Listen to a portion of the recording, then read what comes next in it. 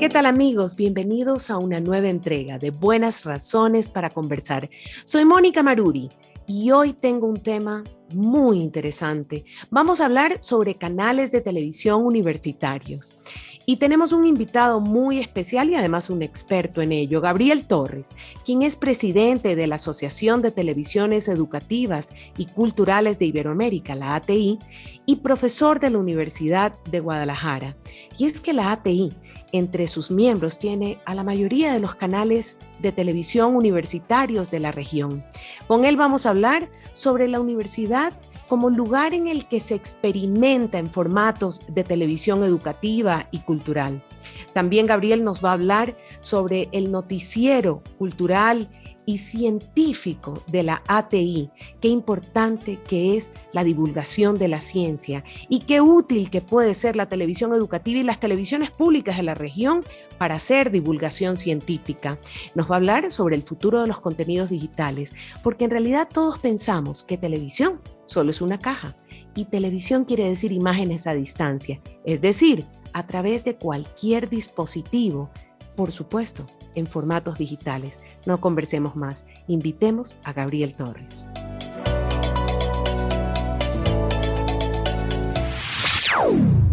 Gabriel, muchas gracias por recibirnos. Desde el IPANC hemos creado este podcast que se llama Buenas Razones para Conversar.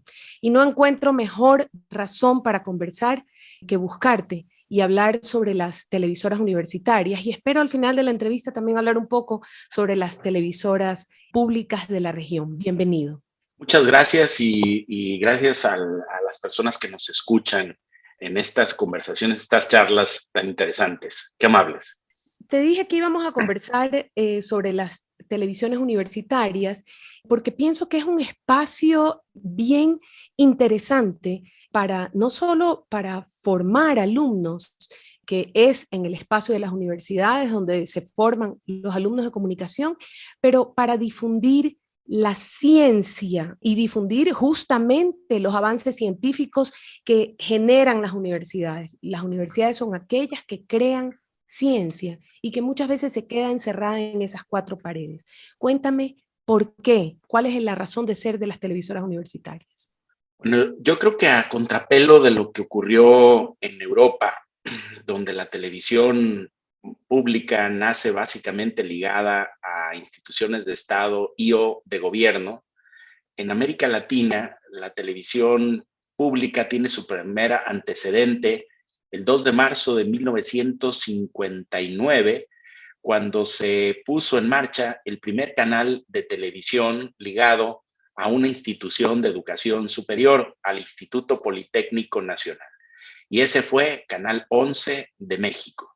Entonces, este dato es muy importante porque el primer canal público en América Latina no fue ligado a gobierno y no fue ligado a instituciones de Estado, aunque las universidades son de Estado, sino específicamente a una institución de educación superior. Y es por eso que a los europeos les cuesta mucho trabajo de momento entender el desarrollo y por qué las universidades tienen medios públicos de comunicación y por qué estos medios son robustos y en ocasiones incluso más importantes o de mayor penetración que los propios medios asociados a los gobiernos. Y es que en América Latina hay una fuerte tradición. Yo creo que esa tradición surge en América Latina ligada a las instituciones de educación superior por toda esa tradición de la autonomía constitucional. Una manera de darles a esos medios la libertad necesaria para el necesario ejercicio de la autocrítica, especialmente en modelos de televisión y radio pública que tenían como propósito difundir la ciencia, la educación y la cultura, pues para hablar de ciencia, para hablar de educación y para hablar de cultura necesitas la libertad de cátedra. Y esa libertad de cátedra es precisamente el fundamento que animó la autonomía que en las constituciones de nuestros estados latinoamericanos se le dio a las universidades públicas.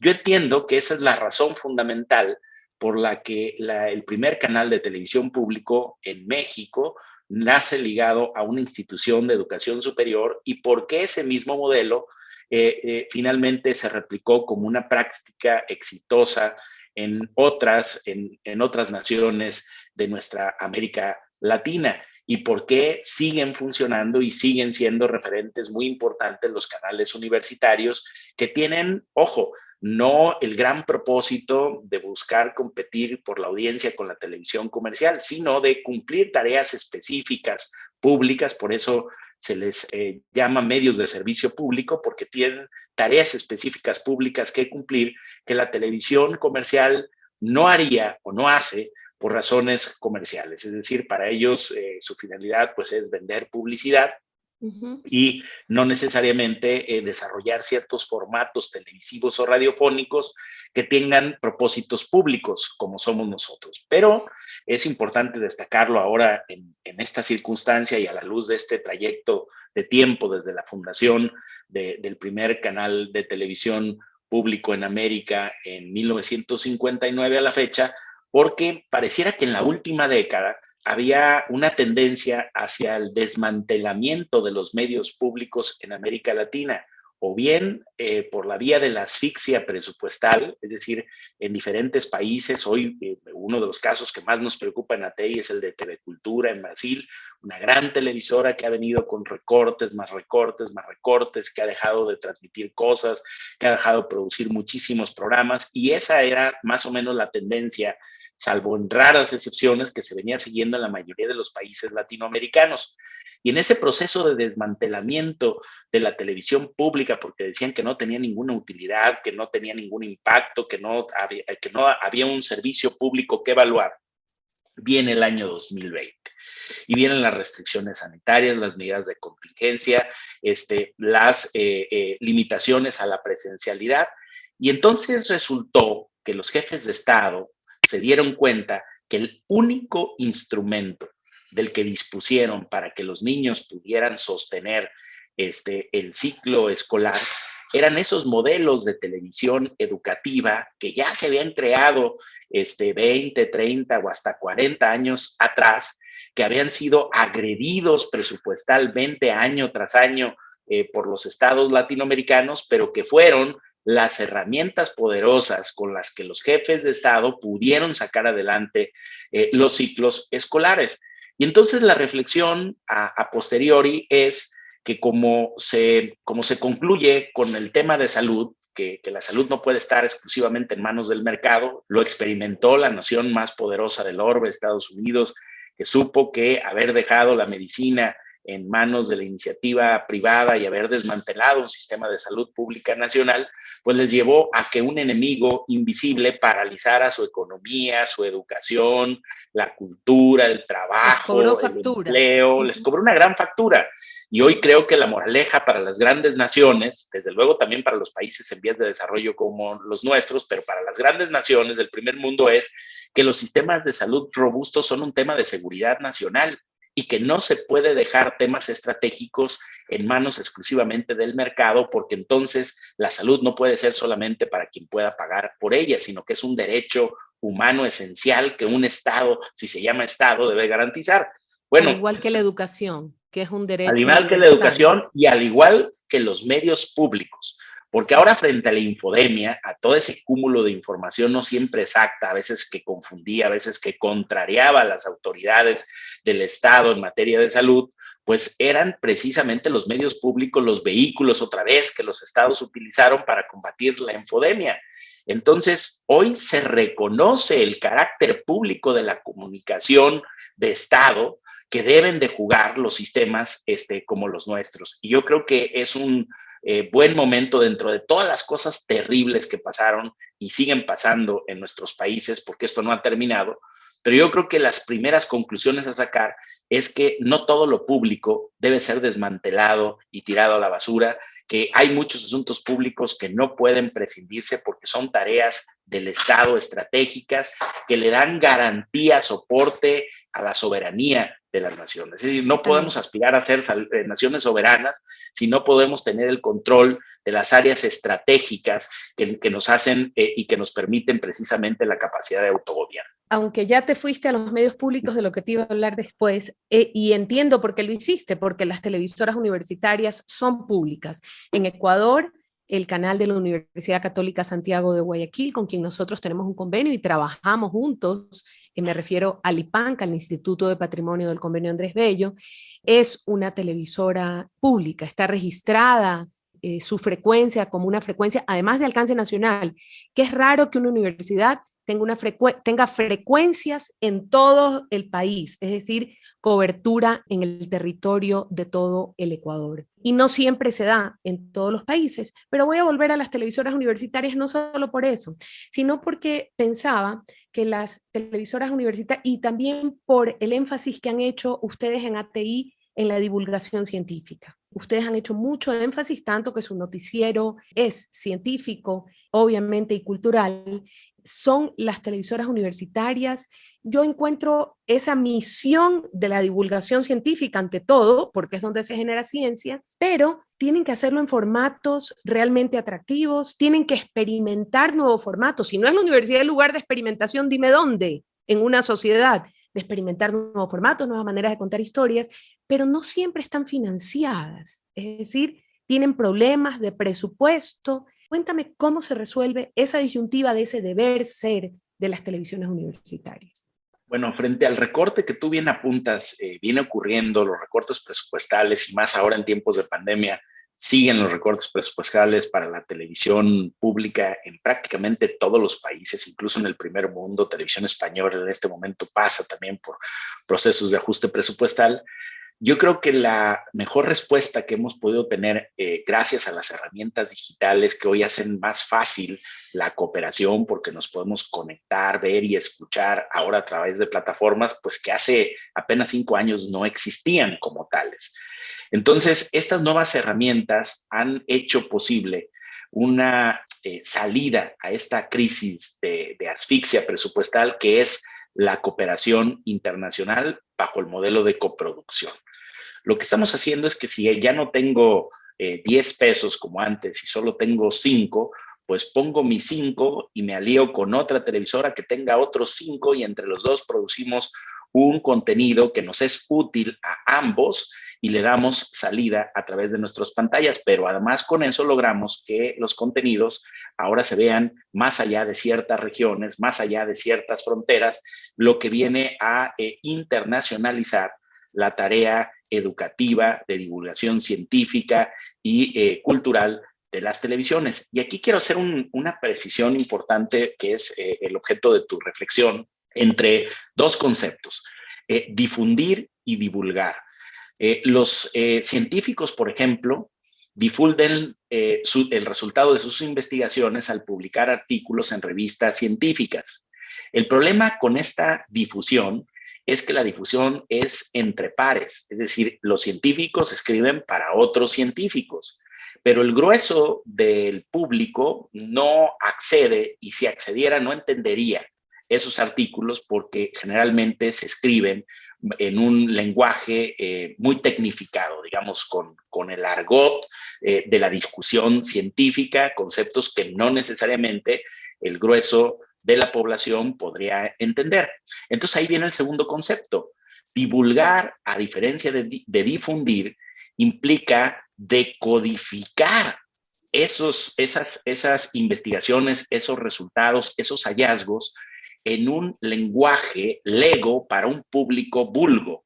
Es decir, decodificar el lenguaje significa traducirlo en un lenguaje sencillo para que el grueso de la población pueda entender lo que los científicos están encontrando.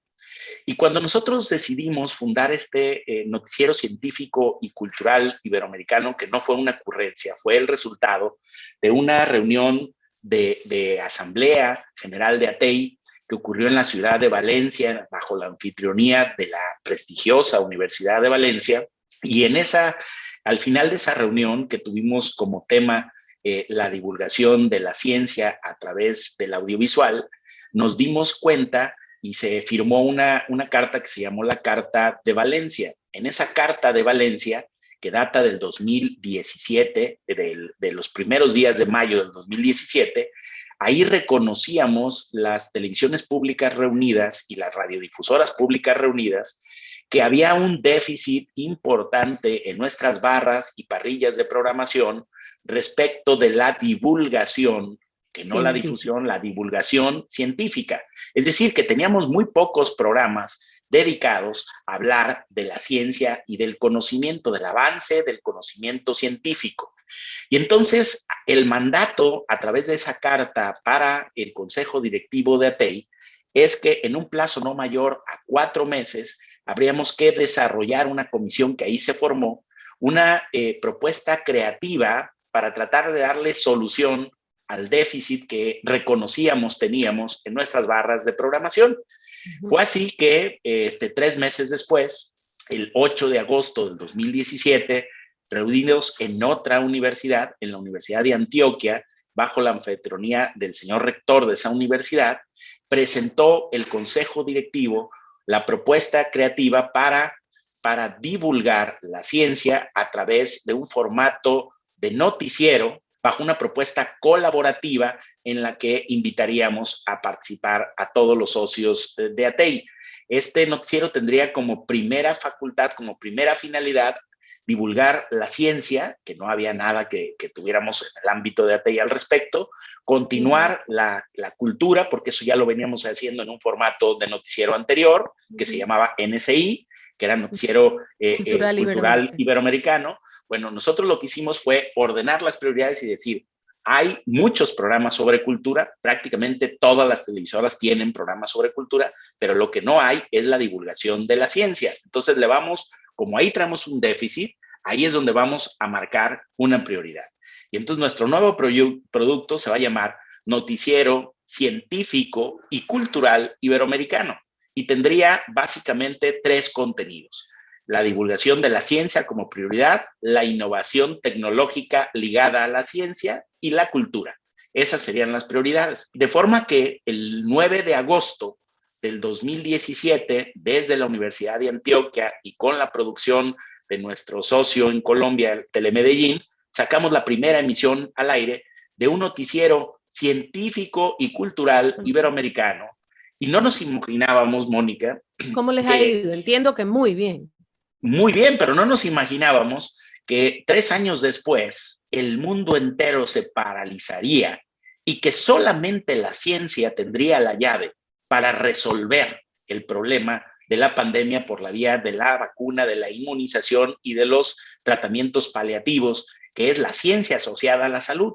Entonces, nuestro noticiero... Perdón que te interrumpa, y sí, solamente los divulgadores de ciencia ayudarían a la población a comprender lo que estaban enfrentando y encontrar caminos para llevarlo adelante.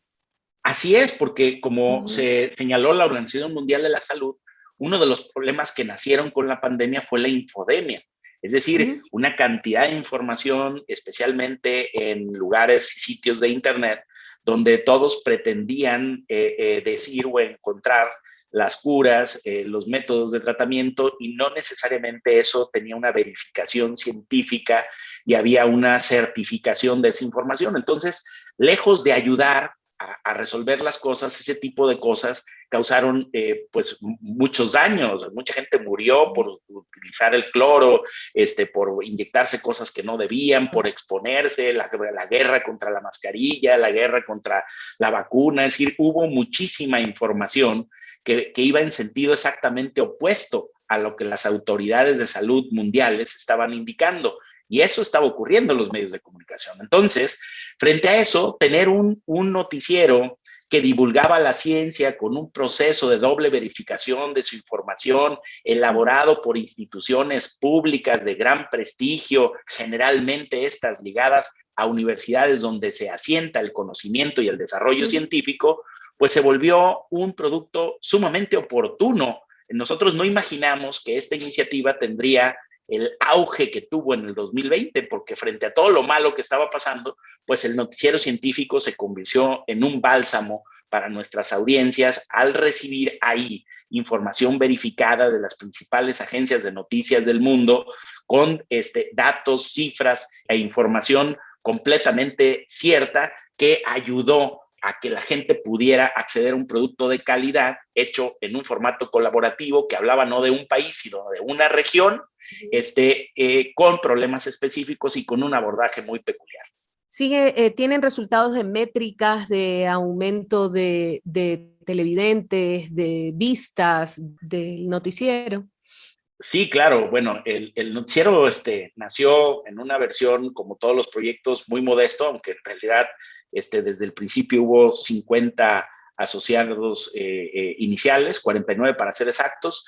Hoy tenemos más de 200, llegamos a 19 países, superamos la región iberoamericana porque acabamos de firmar un convenio con la radio y la televisión italiana. La RAI traduce al italiano el noticiero científico y cultural iberoamericano, y con eso nos expandimos, y a través de DirecTV estamos llevando también el noticiero a Estados Unidos y Canadá.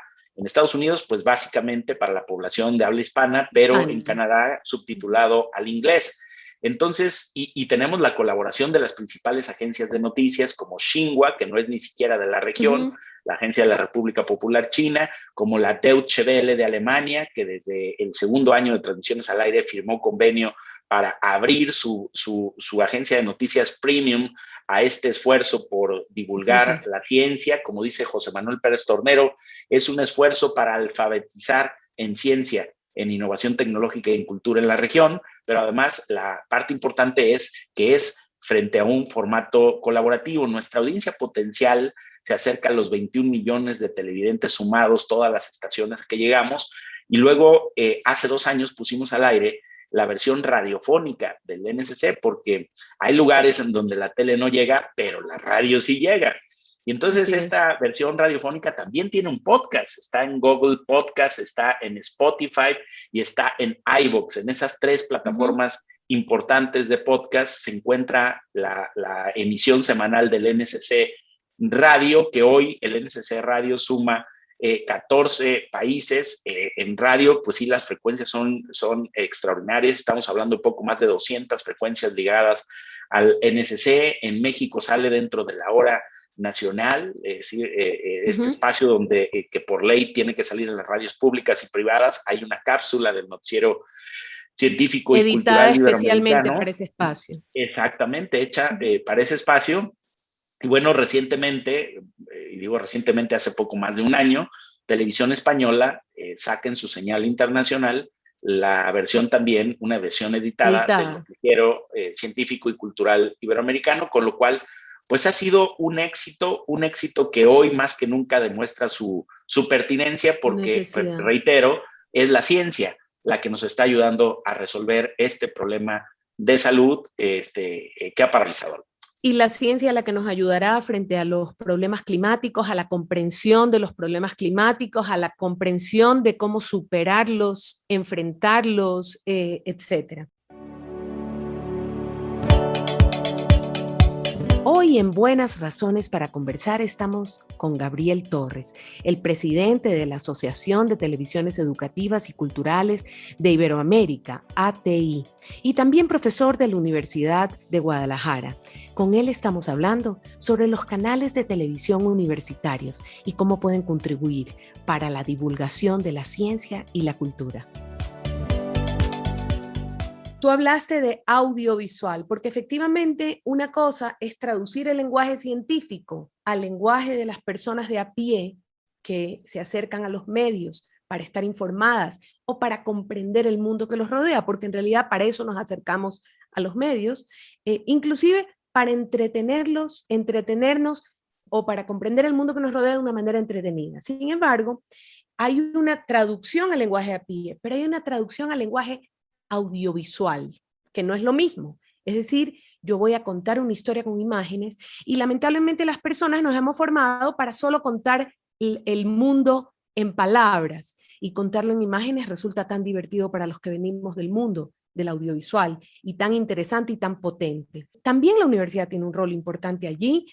Ahora se me ha venido a la mente un TREF, la Universidad 3 de Febrero de Argentina, que fuera de ser un canal universitario, en realidad han sido generadores de formatos, contenidos que ni siquiera son para ellos, sino que los dan a medios, a diferentes medios de comunicación de su país.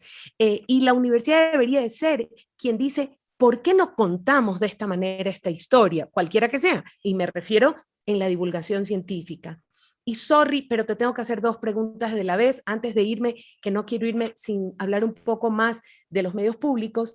Ante la brutal penetración del Internet en todo el continente, en toda la región, a pesar de que hemos descubierto en pandemia que no tenían tanto Internet la mayoría de nuestras poblaciones como creíamos, y por eso las televisiones públicas han sido tan necesarias, los canales universitarios ya no necesitan necesariamente pedir frecuencias al Estado y pueden tener canales online y difundirse igual de potentemente entre la población.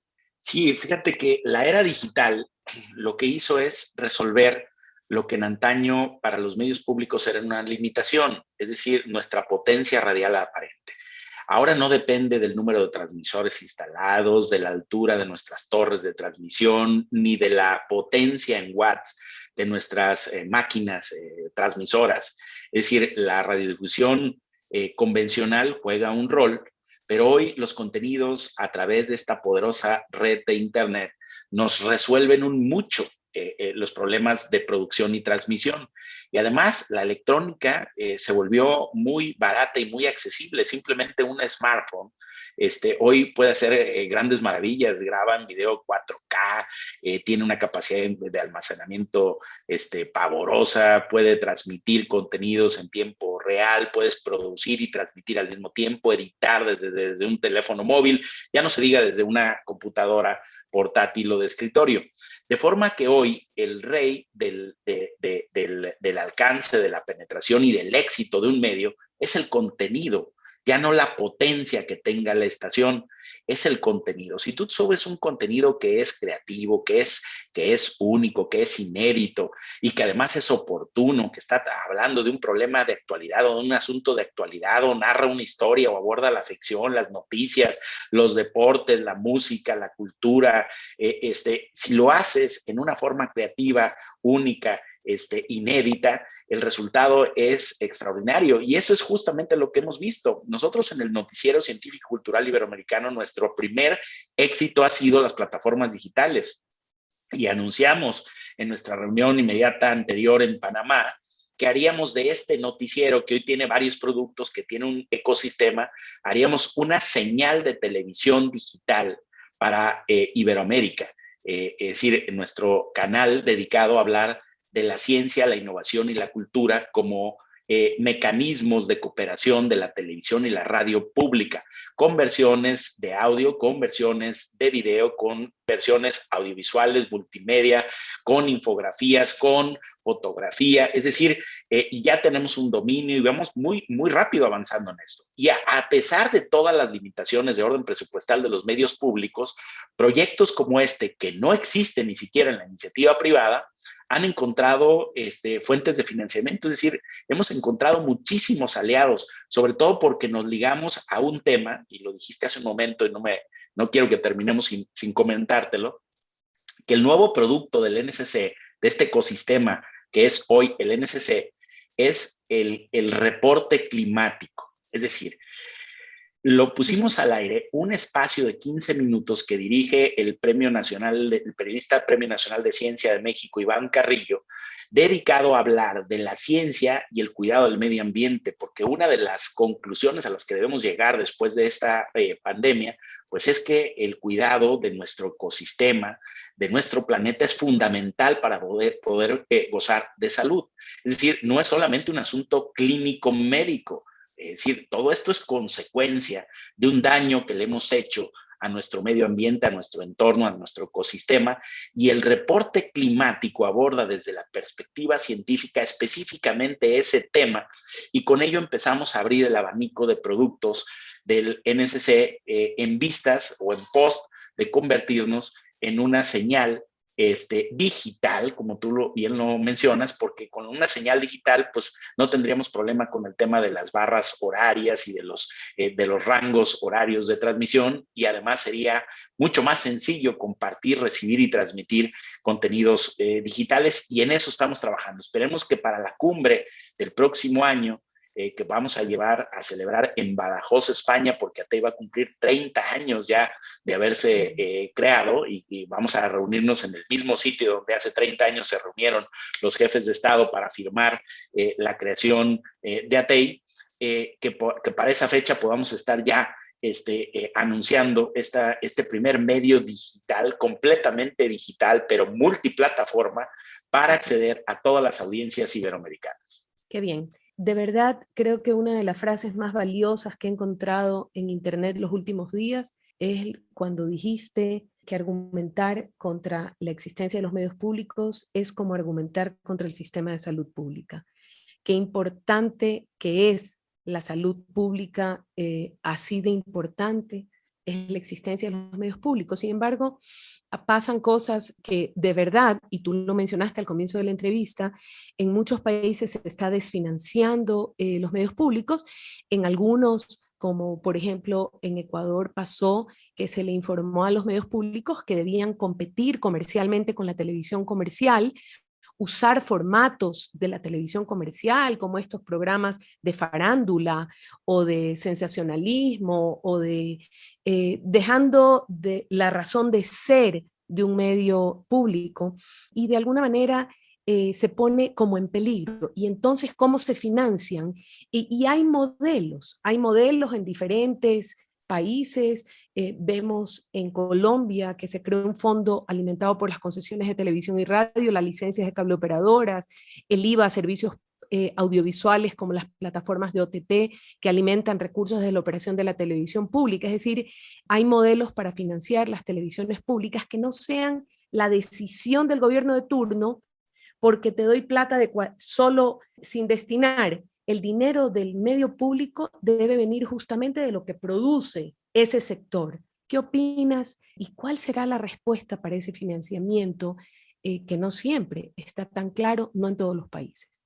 Bueno, yo creo que la televisión pública sí debe de acceder a financiamiento de recursos autogenerados, pero me parece que no es posible que una televisión que tiene como finalidad el servicio público encuentre en la prestación del servicio un financiamiento al 100%, porque eso no va a ocurrir en ningún lado.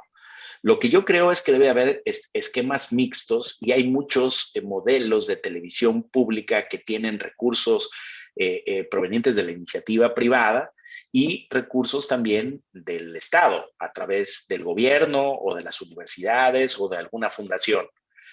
Como por ejemplo Canal Zoom en Colombia, que es un canal nacional privado, pero que persigue fines públicos y donde colaboran universidades públicas y privadas para hacer un canal de corte universitario nacional que está en todos los como sistemas de era cable. TV Futuro de Brasil. O como fue incluso Tech TV en Argentina, o como una corporación que además es un socio muy reciente de ATEI, tiene menos de 6 meses con nosotros, pero nos ha dado una grata experiencia, que es la Corporación de Radio y Televisión de Puerto Rico, WIPR, que son público-privados, que la parte de financiamiento privado lo obtienen de transmitir y producir el fútbol, es decir, los deportes que les dan ingresos, pero también hacen documental, hacen crónicas, entrevistas, hacen reportajes, hacen otros géneros que comercialmente no son rentables, pero es donde ahí definen su carácter público. Entonces yo creo que las televisiones no tienen que estar condenadas exclusivamente al recurso fiscal que puedan obtener del Estado, sino que también deben de estar abiertas a los modelos de autofinanciamiento, como sucede, por ejemplo, con Radio y Televisión Española, que en la ley, aunque ha tenido algunas limitantes y algunos cambios esa ley, pero en esencia siguen teniendo ellos levantando patrocinios importantes de grandes empresas españolas como los bancos que financian la producción de ciertos programas y con ello ellos emiten recibos que son deducibles ante el fisco. Deducibles de impuestos. Y entonces por eso estas corporaciones pueden hacer aportes al audiovisual de calidad, a formatos que no serían comercialmente rentables. Yo creo que estos modelos son los que tenemos que experimentar y tenemos que empezar a hablar de una legislación más homogénea de nuestros medios públicos. Nuestro último libro que editó ATEI financió una investigación que se llama Agenda Digital para la Televisión Pública Iberoamericana, que escribieron, entre otros, don Enrique Bustamante, que en paz descanse, que en sus últimos años nos hizo el favor de participar en este grupo, don Carlos Escolari, don Alejandro Pisitelli, don Guillermo Orozco, entre otros profesores, don José Manuel Pérez Tornero, hicieron este diagnóstico de la televisión en Iberoamérica, pero específicamente en Latinoamérica, y lo que encontramos es que los modelos de televisión son absolutamente disímbolos, no solamente en la parte creativa, sino en la regulación. Y hay cosas verdaderamente absurdas que valdría la pena ya tratar a nivel regional, no solamente nacional, sino regional.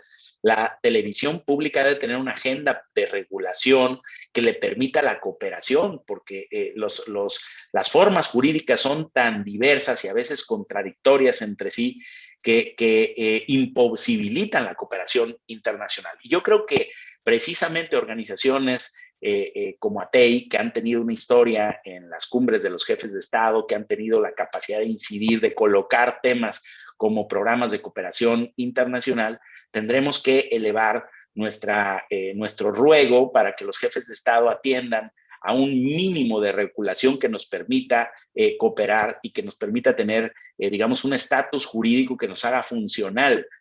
Algunas televisoras sí lo tienen y algunos países sí lo tienen, pero otros prácticamente están condenados a figuras que son francamente obsoletas, que responden a la era de la televisión análoga, que no contemplan ni siquiera la multiplataforma y el internet y la multidifusión que hoy son características de la era digital, y con eso podernos actualizar para ser competitivos desde el punto de vista regulatorio. Así es. Te agradezco enormemente, Gabriel. No sabes todo lo que he aprendido. Además, me he actualizado sobre detalles que no conocía, y quiero felicitarte porque la verdad es que en esta entrevista se muestra una gestión interesantísima, intensa y muy productiva por el bien de las audiencias de nuestra región o del mundo hispano, lo diría así. Muchas gracias por haber aceptado esta entrevista. Esperamos volver a tenerte y seguir viendo tan buenas noticias desde la ATI. Gracias, bonito día. Están ustedes escuchando Buenas Razones para Conversar, un podcast producido por el Instituto Iberoamericano del Patrimonio Natural y Cultural de la Organización del Convenio Andrés Bello. Agradecemos a Gabriel Torres por esta extraordinaria entrevista. Me quedo con una de sus frases: la calidad de la televisión pública es tan importante como la calidad del sistema de salud de un país. Y es que la televisión puede contribuir a la autoestima y la identidad saludable de una población. Buenas Razones para Conversar estrena cada miércoles un nuevo capítulo. Soy Mónica Maruri y los invito a buscarnos en www.ipanc.org y en nuestras redes sociales. Solo digiten @cabipanc en Facebook, Twitter e Instagram. Nos vemos en una próxima oportunidad. Los esperamos en una siguiente entrega porque siempre habrán buenas razones para escuchar a nuestros invitados. Buenas razones para conversar. Buenas razones para conversar. Un podcast del Instituto Iberoamericano del Patrimonio Natural y Cultural IPANC de la Organización del Convenio Andrés Bello. Dirección General, Mónica Maruri. Producción y realización, Víctor Novoa.